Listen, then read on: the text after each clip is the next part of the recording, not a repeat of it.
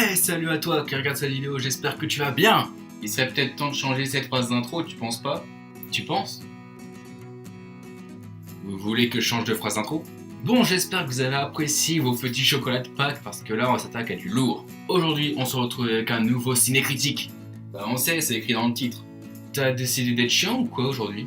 Je crois que j'ai pas apprécié le poisson d'avril de la semaine dernière. Bref, vous l'avez compris, on se retrouve pour le ciné-critique numéro 6 pour le film Gaston Lagaffe sorti mercredi.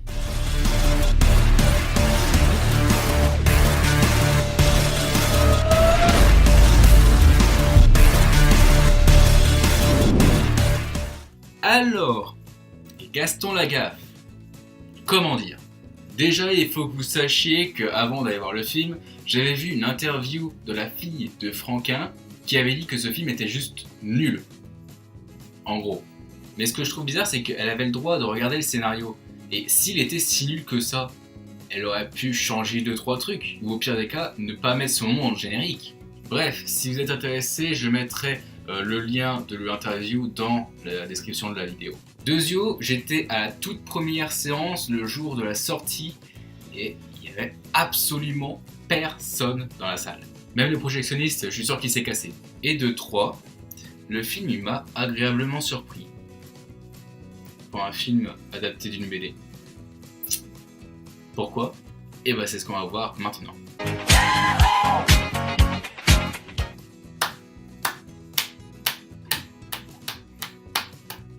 Bravo à toi, Pef. Bravo. Parce que franchement, vous savez à quel point je déteste les adaptations de BD au cinéma. Mais celui-là, il est très clairement dans mon top 5. En même temps, c'est pas compliqué. En vrai, j'avais super peur. Parce que, je ne sais pas si vous avez vu les BD Gaston Lagaffe, mais Gaston Lagaffe, c'est juste une série de sketchs d'une page dans une BD. Alors je me demandais comment est-ce qu'il allait faire, parce que Boulet Bill, bon ok c'est pas lui qui l'a fait, mais c'était un flop. Les profs, c'était correct, mais c'était pas super. Hein. Mais là, franchement, il s'est surpassé. Alors pourquoi j'ai voulu aller voir Gaston Lagaffe? Et ben déjà parce que Gaston, c'est une BD que j'ai regardé énormément de fois depuis que je suis gamin. Et bah, ça me faisait penser à toutes les fois où j'étais chez ma grand-mère, que je regardais les BD et... On s'en bat les couilles, on s'en bat les couilles, on s'en bat les couilles. On s'en bat les couilles, on s'en bat les couilles, on s'en bat les couilles. Et puis surtout parce que tout le monde critiquait le film alors qu'il était même pas encore sorti. Alors certes, c'est super compliqué de faire un scénario à partir de sketch d'une BD, mais pour moi, c'est plutôt réussi. Certes, c'est pas un chef-d'œuvre, mais c'est pas la grosse merde que tout le monde disait. Déjà, on retrouve plein d'éléments de l'univers de la BD, que ce soit le taco, que ce soit la mouette, le chat, le poisson rouge, les personnages du bureau où ils travaillent. Cependant, tiens, petit bémol, je pense que je suis le seul youtubeur à utiliser le mot bémol, c'est les personnages et surtout la société où travaille Gaston Lagaffe. À la base, Gaston Lagaffe, il travaille dans le journal du petit Spirou. Il travaille pas au petit coin. Alors oui, ça peut apporter certains gags, genre au petit coin pour les grosses commissions. Gag qui est dans le film. Mais le fait de savoir que la société s'appelle Au Petit Coin et que c'était pas le journal de Spirou, déjà ça m'a mis un frein direct. Genre au début, j'y suis allé. Puis je suis oh, ça se trouve, il va être bien, on sait jamais. Hein. Puis j'ai vu Au Petit Coin, je fais oh wow. Bah, j'étais pas prêt, hein. Donc ça c'est dommage. Mais malgré ça, pour le scénario, eh ben, je mettrais un petit 3 sur 5 quand même. Comme je disais, c'est pas un chef-d'œuvre, mais c'est pas la pure dope qu'on attendait. Donc ça mérite son petit 3 sur 5. Alors là, on va s'attaquer à la plus grosse partie. La partie qui va être plus critiquée, je pense. On va parler des personnages, parce que mine de rien, il y en a quand même beaucoup. Commençons avec Gaston. Non! Non, non, non! Gaston n'est pas stagiaire! Il travaille! Il est au service courrier du journal de Spirou! Bon, après, deuxième erreur, c'est que là, on a un Gaston Lagaffe relativement jeune, on pourrait dire quoi, 18-19 ans, un truc dans le genre, et que, à cet âge-là, à l'âge de 18-19 ans, donc on va dire au début de la BD, son chef c'était Fantasio, c'était pas Prunelle.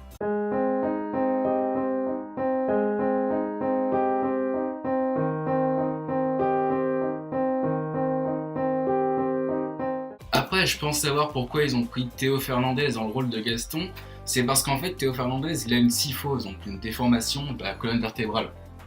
Donc c'est pour ça qu'il est courbé. De plus, le personnage de Gaston est drôle, certes, mais des fois j'ai l'impression que le film était bien meilleur quand il était pas là.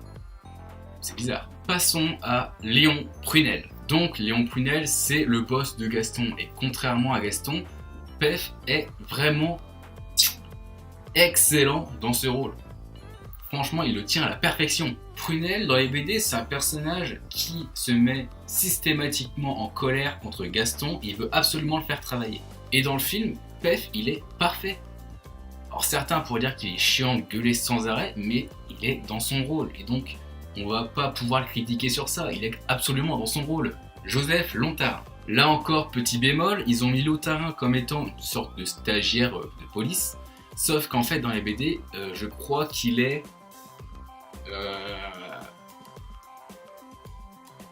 brigadier chef, je crois. Ouais, bref, un poste super important. Et donc, c'est une petite incohérence, mais c'est rien de grave, quoi.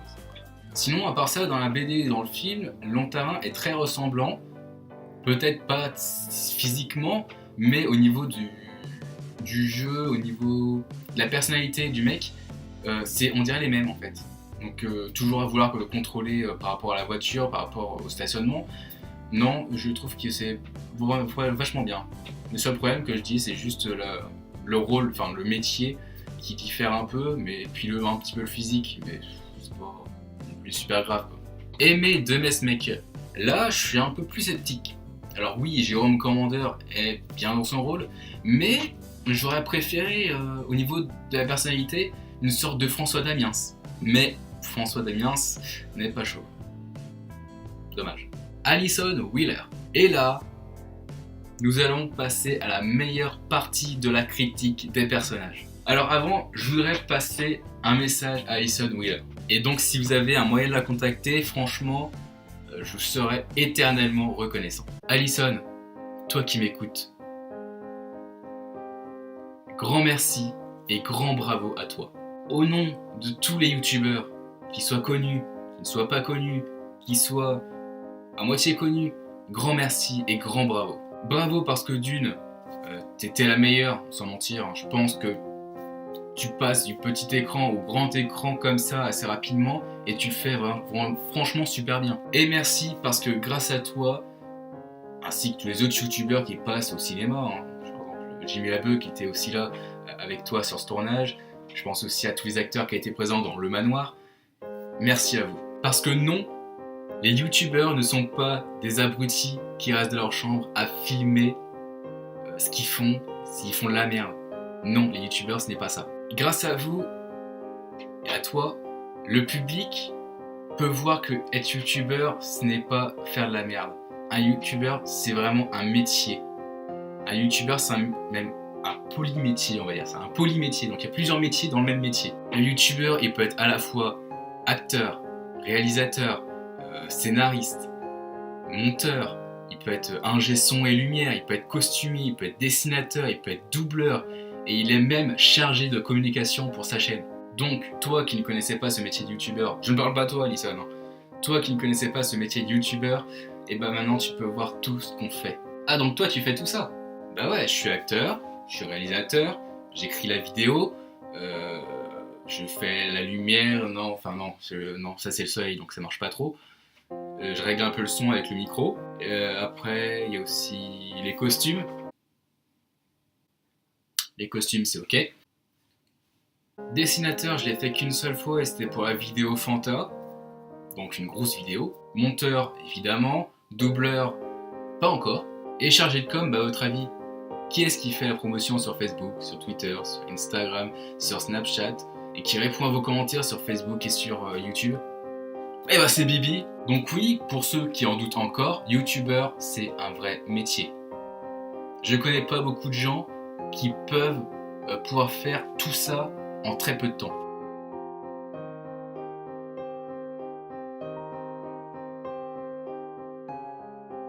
Bon après effectivement il y en a qui font pas tout ça, mais bon après voilà je vais critiquer aucun youtubeur parce qu'il y en a quand même beaucoup qui le font.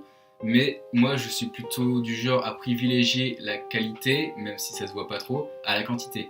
Parce que en vrai je pourrais sortir des vidéos toutes les semaines, sauf que je ne le fais pas parce que d'une, je n'ai pas beaucoup de temps, et puis surtout parce qu'il me faut du temps pour écrire, pour me dire qu'est-ce que je peux dire dans les vidéos, pour monter, surtout monter en vrai, on dirait pas comme ça, hein. Mais par exemple la vidéo du 1er avril, je crois que j'ai mis 3 jours quasiment complets à le faire. Donc voilà, pour finir sur ce point, un youtubeur ce n'est pas un connard qui fait des vidéos sur sa chambre, c'est un métier, c'est quelqu'un qui travaille beaucoup, même si ça se voit pas. Revenons à nos moutons, donc pour la partie des personnages, je mettrais un petit 4 sur 5, ouais, parce que franchement les personnages ils sont pas si mal que ça. Commençons avec les qualités visuelles, parce qu'il n'y en a pas beaucoup. Je vous avouerai que les effets spéciaux dans le film ne sont pas fous, loin de là, parce que entre le chat, la mouette, le poisson, c'était assez moche. Mais en même temps, je pense que c'était assez compliqué de dresser une mouette, et puis balancer un chat dans le film, je pense pas que les SPA soient si d'accord que ça. Sinon, à part ça, c'était de la qualité normale. Maintenant, niveau son, bon alors, je m'étais douté d'un truc, c'est que vu que c'était un film de PEF et qu'il avait fait dans Les Profs et dans Les Profs 2, je me suis dit, la fin, ça va être une sorte de scène musicale où tout le monde va chanter et danser. Je me suis pas trompé. La chanson de fin s'appelle M'enfin, et contrairement à la musique de film des Profs et des Profs 2, et celle-là, j'ai vachement apprécié. Donc oui, c'est toujours des paroles à chier, mais ce n'est pas de la merde liquide comme on avait dans Les Profs. Donc, rien que pour ça, ça mérite seulement un petit 2 sur 5. Sachez que je n'ai pas ri comme une baleine, expression complètement démodée, mais il y a certains petits trucs qui m'ont vachement fait sourire. Entre la relation amoureuse impossible, les gaffes que tu retrouves dans les BD, la relation humoristique entre Prunelle et Gaston, et aussi les petites blagues qui passent crème qu'on voit quasiment pas, c'était franchement drôle. Alors la vanne qui m'a fait le plus rire, alors vous allez peut-être vous moquer parce que vous savez peut-être pas forcément comme ça, mais je vais vous l'expliquer. C'est un moment où Gaston fait un truc, je sais plus quoi, et puis il y a un de ses potes, donc celui qui est joué par Jimmy Labeu, je crois bien, qui lui passe le téléphone. Merde, je suis niqué dans ma bague. Donc il lui passe le téléphone, et en lui passant le téléphone, il fait « Hey Gaston, il y a le téléphone qui sonne !» Et donc, pour les plus jeunes, donc pour ceux qui savent pas, en fait, je suis fan de Nino Ferrer. Et Nino Ferrer, c'est un chanteur des années 60-70 qui a fait une chanson, et dans la chanson, ça faisait ça. Gaston, il y a le téléphone qui sonne, et il y a jamais personne qui répond. Pour moi, c'était drôle, ok? Donc voilà, ça c'est une des petites blagues discrètes que j'adore. Dès le moment où j'ai entendu, c'est la seule fois où j'ai ri, où j'ai vraiment ri à pleine voix, et je me suis dit, mais heureusement qu'il n'y avait personne dans la salle. C'est pour ça que j'ai bien aimé ce film, c'est que comparé aux Profs où c'était l'humour vachement lourd et c'était chiant à force, et ça c'est des petites vannes discrètes, et ça j'aime bien. C'est ça que je vois dans les films, dans les comédies françaises de maintenant, des petites vannes comme ça, où en fait ça fait réfléchir. Ça j'adore. C'est pas les vieilles vannes qu'on retrouve sur les clichés, pas sur le racisme, mais sur le cliché quoi. Et c'est un peu chiant, et ça c'est pour ça que j'adore. Donc pour les émotions ressenties, je mettrais...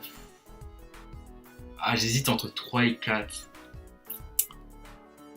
Je mettrais quand même 3. Ouais. Parce que sinon à part ça c'était pas vraiment... Mais voilà, au moins c'était cool. Moi j'aimais bien. Donc un petit 3 sur 5.